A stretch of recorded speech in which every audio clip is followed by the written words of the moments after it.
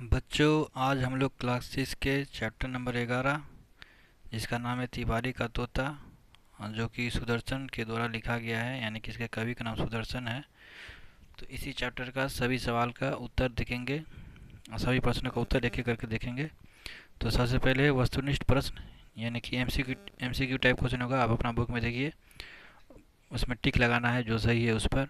तो पहला सवाल है, तिवारी का तोता किस विधा की रचना है? तो आप लोग कहानी पे टिक लगा लीजिए। फिर जाके अगला है, तिवारी का तोता कहाँ रहता था? तो आप लोग टिक लगा लीजिए, पिंजरे में। फिर जाके नेक्स्ट है, तिवारी के पास कितने तोता थे? तो तिवारी के पास एक तोता था, तो आप लोग एक पर टिक लगा लीजिएगा।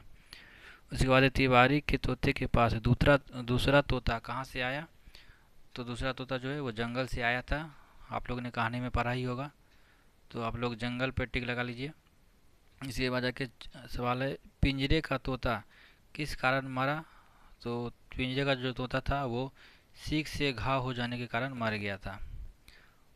आप लोग पढ़े थे कहानी में कि सीख उसने खाया, जिसके कारण उसको घाव हुआ, और घाव से हुआ गंभीर हुआ, गंभीर होने के बाद उसकी मौत हो गई। तो यहीं तक था वस्तुनिष्ठ प्रश्न। अब इसके बाद देखेंगे हम लोग लघु उत्तरीय प्रश्न। तो चलिए देखते हैं लघु उत्तरीय प्रश्न की तरफ। लघु उत्तरीय प्रश्न में पहला प्रश्न है, पंडित तिवारी कहाँ रहता था? यानी कि ये एक नंबर वाले सवाल होते हैं। ये सवाल अगर एग्ज़ाम में आते हैं तो आपको एक नंबर मिलेंगे। तो आप लोग हम जैसे लिखे हैं वैसे ही साफ साफ आप अपना कॉपी में वीडियो को पूछ करके लिख लीजिए। उसके बाद जाके फिर याद करके रखिएगा। तो पहला सवाल है, पंडित तिवारी कहाँ रहता था? तो इसका उत्तर होगा, काशी की पवित्र नगरी में पंडित तिवारी रहता था। अगला है, एक दिन पिंजरे के सामने कौन आकर बैठ गया? तो इसका उत्तर है, एक दिन पिंजरे के सामने जंगल का तोता आकर बैठ गया। इसके बाद जाकर है अगला क्वेश्चन है, पिंजरे का तोता पिंजरे की प्रशंसा क्यों करता था?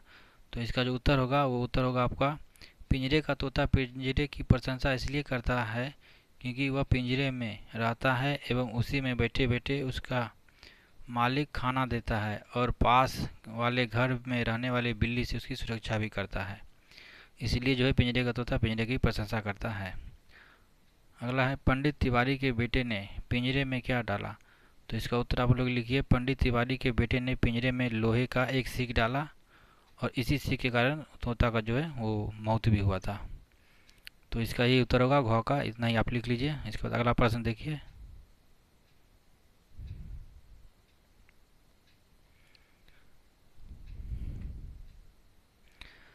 अगला प्रश्न है बोधमूलक प्रश्न, यानी कि ये 2 या 3 नंबर वाले सवाल होते हैं। ये सवाल करने के बाद आपको 2 या 3 मार्क्स मिलेंगे एग्जाम में। तो पहला क्वेश्चन देखिए, पिंजरे के तोते से जंगल के तोते ने क्या कहा? तो इसका उत्तर आप लोग लिखिए, जंगल के तोते ने पिंजरे के तोते से कहा कि भाई तू कौन है जिसकी सूरत मुझसे मिलती है, जिसका स्वभाव मुझसे नहीं मिलता और जिसे किसी ने कैद कर रखा है। तो इसका इतना ही बड़ा उत्तर होगा, तो आप लोग लिख लीजिए। अगला सवाल देखिए, आवारा कहने पर जंगल के तोते से पिंजरे के तोते ने क्या कहा? तो इसका उत्तर होगा, आवारा नहीं, सॉरी, यहाँ पे आप लोग कर लीजिएगा अभागा। यहाँ भ होगा, अभागा। तो इसका उत्तर देखिए, अभागा कहने पर जंगल के तोते से पिंजरे का तोता ने कहा कि मेरी समझ से बाहर है, फिर भी मैं तेरी बातों को अपने दिल में टटोल लूँगा। तू मुझे समझाया मैं क्यों अभागा हूँ और वह कौन सा दुर्भाग्य है जिससे मेरी आंखें नहीं दिखती। तो इसका इतना ही उत्तर होगा। अगला सवाल देखिए अब।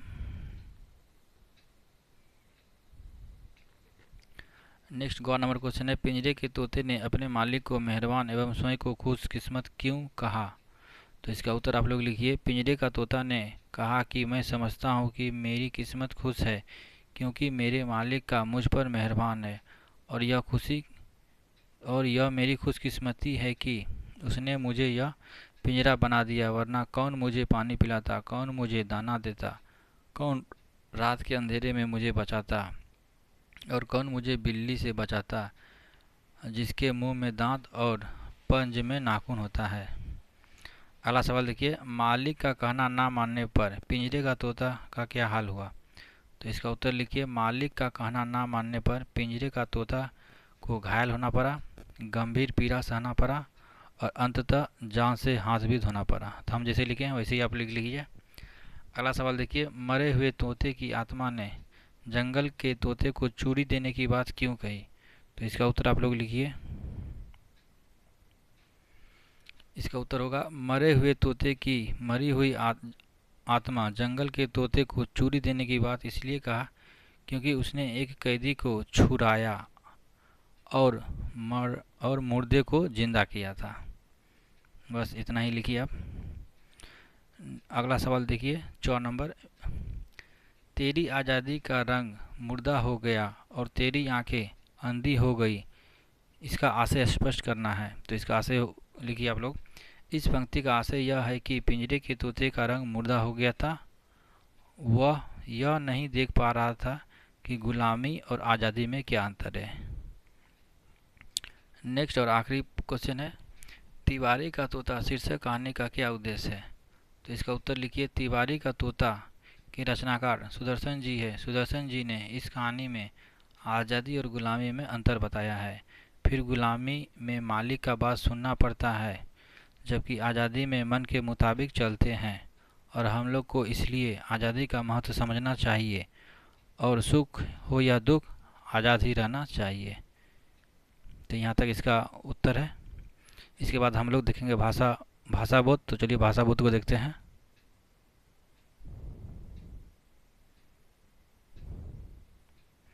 भाषा बोध में पहला है प्र उपसर्ग लगाकर लिखना है। कुछ शब्द दिए हुए हैं जैसे कि बल, भाव, ऐसी किताब में देखिए आप, ये सब शब्द दिए हुए हैं, इसमें प्र उपसर्ग लगाकर लिखना है। उपसर्ग मतलब होता है मूल शब्द के पहले लगाना है। जैसे बल है तो बल के पहले प्र लगा देंगे तो हो जाएगा परबल। इसी प्रकार भाव है, भाव के पहले प्र लगा देंगे तो ये हो जाएगा प्रभाव। उसी प्रकार ताप है तो प्र उपसर्ग लगाकर ये बनेगा प्रताप। ठीक उसी प्रकार गति का बनेगा प्रगति, प्रतिज्ञा का बनेगा प्रतिज्ञा। नेक्स्ट है उपसर्ग अलग करना है।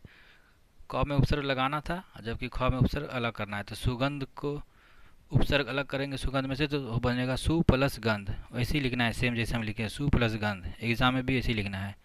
उसके बाद आएगा सुपुत्र तो सु प्लस पुत्र, सुगम सु प्लस गम, सु अवसर सु प्लस अवसर, सुरथ सु प्लस रथ। तो ऐसे ही आपको भी एग्जाम में लिखना है अगर आ गया एग्जाम में। तो यहीं हम लोगों का चैप्टर नंबर 11 का क्वेश्चन आंसर खत्म होता है।